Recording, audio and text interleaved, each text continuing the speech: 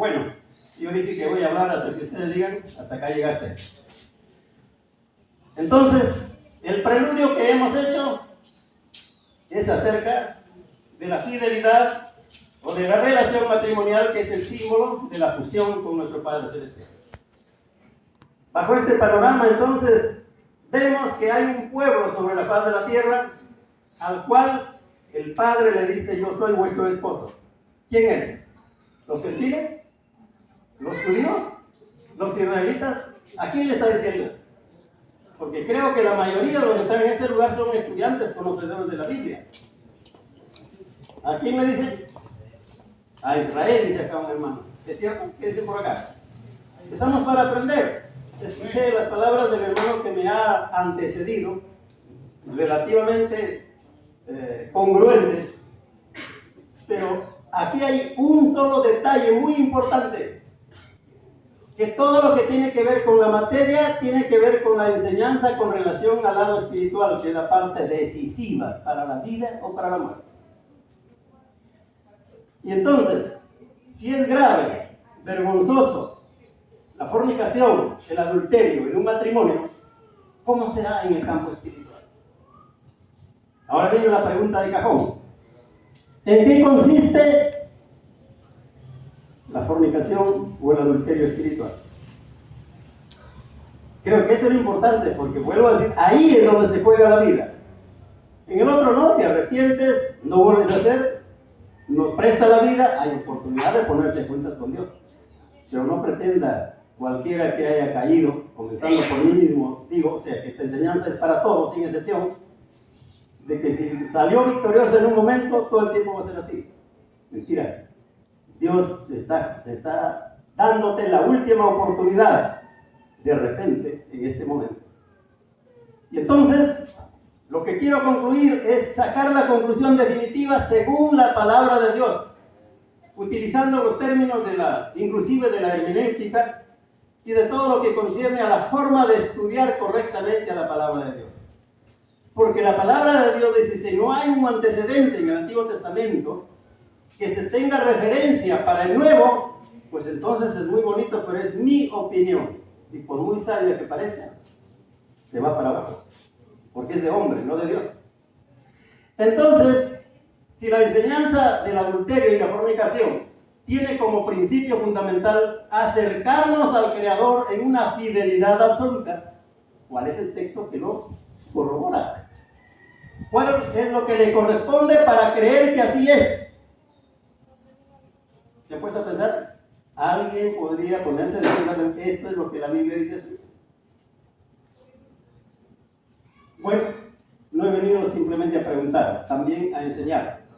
Dice la palabra de Dios, abran sus Biblias, en el libro de Oseas, capítulo 4 y versículo 12. Y ayúdenme porque no sé si, pero creo que la mayoría sabe que yo estoy en tratamiento de la vista. Me canso rápido leer y por eso es lo que utilizo la memoria para apoyarme. Sí, de pie, fuerte, escuchen todos. Lento pero fuerte. Lento. Dice la palabra de Dios así: mi pueblo a su ídolo de madera pregunta, y el leño le responde, porque ese espíritu de fornicaciones lo hizo errar y dejaron a su Dios para fornicar. Amén. ¿Se dan cuenta? Mi pueblo a su palo le pregunta y su leño le responde. Es por eso que ustedes dándonos, inclusive yo literalmente tengo familia según la carne, que me dice: hermano, me dice: tío, yo le escucho y le entiendo todo lo que usted dice, pero no choque con mi virgencita de la Concepción, porque todo lo demás efectivamente está bien, pero eso no, porque me ayuda, me cuida, me avisa, hasta cuando antes que lo roben a mis animales me despierto y el ladrón está entrando y lo salvo. Así que ahí no choque y nos vamos a entender. Pero ¿qué dice la palabra de Dios? ¿Por qué se da eso aparentemente como que es del bien? Y la Biblia lo corresponde. Dice: mi pueblo, ¿refiriéndose a quién? ¿A los gentiles? No, refiriéndose a su pueblo de Israel. Dice: mi pueblo a su palo le pregunta y su leño le responde. ¿Pero qué está diciendo? ¿Cuál es la razón? Porque espíritu de fornicación hay en ellos. Y ahora, si viene el precedente, el adulterio, la fornicación en la carne, ¿qué trae como resultado? El rompimiento de un matrimonio. Entonces, lo que está diciendo acá, que el pueblo de Dios se apartó de Jehová de los ejércitos. Y al apartarse, entonces, ¿qué hace? Dios lo entrega a un espíritu de fornicación. O sea, tú ya no eres mi pueblo, le dice a Israel, ¿verdad? ¿Por qué? Porque le fue infiel. Y al ser así, entonces, ¿qué hace? Por no decir en otras palabras, el diablo le responde. Y le hace saber aparentemente cosas, entonces, que este es mi Dios, dice Israel. Entonces, conclusión final. Y en Crónica todavía hay más detalles con relación a la infidelidad en el campo espiritual. Como también hay texto que no recuerdo con precisión, pero sí está escrito. Dice, yo soy vuestro esposo, yo soy vuestro marido, pero me fuiste infiel. Le dice a Israel, le dice a Judá, y en total, cuando Cristo viene, ¿a quién se dirige? ¿A los gentiles? ¿A los judíos? ¿A los israelíes? ¿A quién se está dirigiendo? Su pueblo. A Israel. Pero recuerde que cuando Cristo viene, Jerusalén no está en manos de Israel, está de los judíos. Aunque dominados, pero está con los judíos. Y cuando Él declara, dice, yo no he venido por los gentiles, lo dice abiertamente, cuando se acerca una mujer sirofeniza. Yo he venido a rescatar a las ovejas perdidas de la casa de Israel. No dice de los judíos. Hermanos, es muy importante que el hombre tenga la capacidad de discernimiento bajo la dirección de Dios, porque también se puede discernir según el diablo. Por ejemplo, cuando se habla, lo voy a hacer como una referencia nada más, porque ese es otro tema referencial. Cuando se habla del tercer cielo, donde supuestamente fue Pablo, que habla que ahí está un paraíso, pero ese paraíso no es el paraíso que Cristo ofrece cuando está en la cruz del Calvario. Porque recuerden que cuando Cristo está en la cruz del Calvario para morir, le dice a uno de ellos, hoy mismo estarás conmigo en el paraíso. Sin embargo, pasados los 3 días, dice, no me toques porque todavía no he subido a mi Padre. Cristo mintió entonces. Él dijo que hoy mismo estarías conmigo en el paraíso. Ese paraíso no está en el tercer cielo. Está en otro lugar que tiene conexión y se puede ver el infierno. Pero no es el de arriba ni tampoco el de Edén. Entonces, ¿qué sucede? Podemos decir, la palabra de Dios es clara, única, eficiente e inerrable. No se puede expresar con palabras humanas la pureza, la santidad y la exactitud milimétrica de todas sus palabras. Pero nosotros, y eso lo podemos comprobar cualquier rato, acá y en cualquier parte del mundo. Lee tal versículo, lo leo y yo doy la interpretación. Otro lee y tiene otra interpretación. Entonces, ¿qué está sucediendo? El problema está en la forma de comprender la palabra de Dios. Bueno, la función principal de esta introducción es que cada uno de nosotros aprendamos, por lo menos en este tiempo, conocer el tiempo que estamos viviendo. Y que el diablo trabaja más sofisticadamente. De repente, antes, y hay testimonios que se presentaba hasta como una persona, como un animal, como una serpiente, como cuánta cosa. Ahora no. Se introduce de múltiples formas bien disimuladas que pareciera que es la línea del bien. Sin embargo, los resultados se verán por el efecto que hace todas las leyes cósmicas, que son causa y efecto. La causa es Dios y el efecto es las circunstancias que estamos viviendo nosotros. Pero para esa causa negativa que está viviendo el mundo, ya hay una profecía, y es la única que falta que cumpla en líneas generales. La gran alegría que simboliza en el Antiguo Testamento como la fiesta después de mucho tiempo, comenzando como simbolismo en el tiempo de las cosechas, y en la realidad, en la aplicación al fin de los tiempos, cuando termine el pecado, cuando no quede ni raíz ni rama. Estoy hablando en conceptos generales, no en detalles, que cada uno tiene su línea, por supuesto que sí. Entonces, bajo esa jurisprudencia, diríamos, universal, a través de los tiempos, debemos entender que lo que nosotros estamos viendo con nuestros ojos físicos, el cambio del clima en el mundo entero, las atrocidades que el hombre hace y que aparentemente están buenas para el hombre, y el hombre lo aprueba según sus leyes en cada gobierno, en cada congreso de las repúblicas en el mundo entero. Eso es profecía, tiene que cumplirse, no lo podemos evitar. Pero como enseñanza y como símbolo tenemos, por ejemplo, Sodoma y Gomorra. ¿Qué es lo que sucedió en Sodoma y Gomorra? La maldad había sido multiplicada y todo lo que es la línea del bien se había olvidado. Y en otras palabras, había quedado como historial el sodomismo, o sea, el deseo de un hombre para poseer a otro hombre. Y ahora, ¿qué está sucediendo? Mucho peor que eso, porque los gobiernos, gran parte del mundo, ya han autorizado el matrimonio de un hombre con otro hombre, de una mujer con otra mujer. Entonces, ¿qué es lo que necesitamos? Simplemente discernir lo que ya estamos viendo, está constatando nuestros ojos, nuestros oídos. Y ahí viene entonces quién defiende la verdad, quién defiende la causa.